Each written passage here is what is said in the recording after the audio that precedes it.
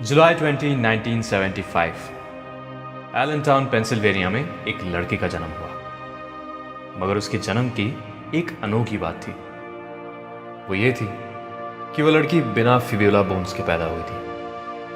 फिब्युला bones पैरों की एक अहम हड्डी होती है, तो जाहिर सी बात है कि उनका ना होना पैरों में जान ना होने के बराबर होती है। डॉक्टर का कहना था कि अगर उनके घुटनों के नीचे के हिस्से को ना काटा गया तो इससे उसे अपनी पूरी जिंदगी व्हीलचेयर पे ही काटनी पड़ सकती है। इसीलिए महज 1 साल की उम्र में ही उस बच्ची की पहली सर्जरी कर दी गई, जिसमें उसके घुटनों के नीचे के हिस्से को काट दिया गया। यह सुनकर दिमाग में यह ख्याल जरूर आता है कि बेचारी कितनी बदनसीब थी, उसकी तो जिंदगी शुरू होने से पहले ही तबाह हो गई। मगर उस बच्ची का ऐसा नहीं मानना था। 2 साल की उम्र में उसने अपने प्रोस्थेटिक पैरों के साथ चलना सीख लिया, लेकिन उसने कभी भी अपने प्रोस्थेटिक पैरों को किसी बहाने की तरह इस्तेमाल नहीं किया। बचपन से ही उसे स्पोर्ट्स और एक्टिंग का बहुत शौक था, और जब भी उसे कोई अपाहिज या डिसेबल्ड कहता तो उसका हमेशा यही जवाब आता, मैं डिसेबल्ड नहीं हूं। अगर आप टेक्निकली देखो तो मैं एक बायलैटरल बिलो द नी एम्पुटी हूं, एक ऐसा इंसान जिसके दोनों पैरों के घुटने के नीचे के हिस्से को काट दिया गया है। मगर इसका मतलब ये नहीं कि मैं अपाहिज हूं या कुछ कर नहीं सकती।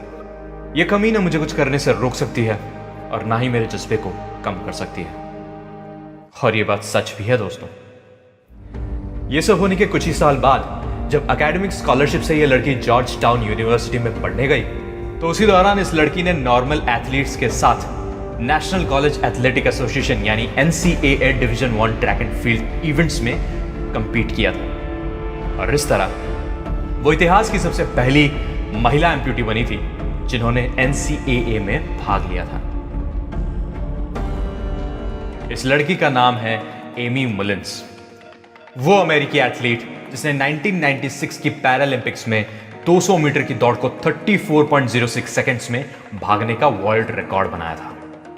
और इतना ही नहीं दोस्तों, 1999 में उन्होंने British fashion designer Alexander McQueen के लिए मॉडलिंग भी की थी। बस 23 साल की उम्र में ही उन्हें पीपल्स मैगजीन के 50 most beautiful people in the world में फीचर किया गया था। और 2011 में वो ग्लोबल लॉरियल ब्रांड एम्बेसडर बनी। इसके साथ ही साथ उन्होंने काफी मूवीज और टीवी सीरीज में भी एक्टिंग की। आज वो एक अमेरिकन एथलीट, एक एक्ट्रेस और एक मॉडल के नाम से फेमस है। दोस्तों, क्या आप जानते हैं कि यह सब पॉसिबल क्यों हुआ? क्योंकि उन्होंने अपने आप को कभी डिसेबल्ड या अपाहिज समझा ही नहीं। अपने कमी को उन्होंने कभी अपना बहाना नहीं बनने दिया। अपनी काबिलियत पे उन्होंने पूरा यकीन रखा। दोस्तों, आजकल हम जरा जरा सी बात पे हार मान जाते हैं, जरा जरा सी मुश्किल आने पे बहाने मारने लगते हैं। अरे मैं तो इसलिए नहीं कर पाया क्योंकि ये प्रॉब्लम हो गई थी, मेरी जिंदगी में ये कमी आ गई थी, तकदीर खराब हो गई थी।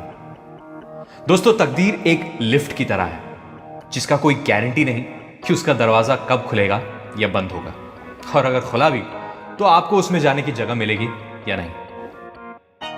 मगर दोस्तों, लिफ्ट चाहे खुला हो या बंद, सीढ़ियों का रास्ता हमेशा खुला होता है, और मेहनत इसी सीढ़ी का नाम है।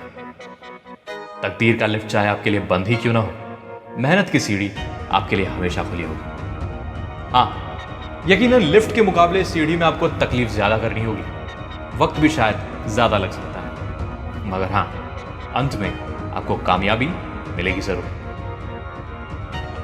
एक ऐसी लड़की जिसकी तकदीर में शायद ढंग से चलना भी नहीं लिखा था, उसने पैरालंपिक्स की दौड़ में वर्ल्ड रिकॉर्ड बनाया।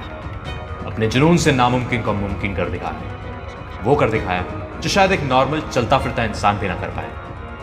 अपनी मेहनत से, अपने जुनून से उसने अपनी तकदीर को बदल डाला। तो दोस्तों, यह आप पर है कि आप अपनी तकदीर के खुलने का इंतजार करें, और अगर ना खुले तो जिंदगी भर उसे कोसते रहें, या फिर मेहनत की सीढ़ी पकड़कर धीरे धीरे अपनी मंजिल की तरफ बढ़ना शुरू करें। फैसला आपका है।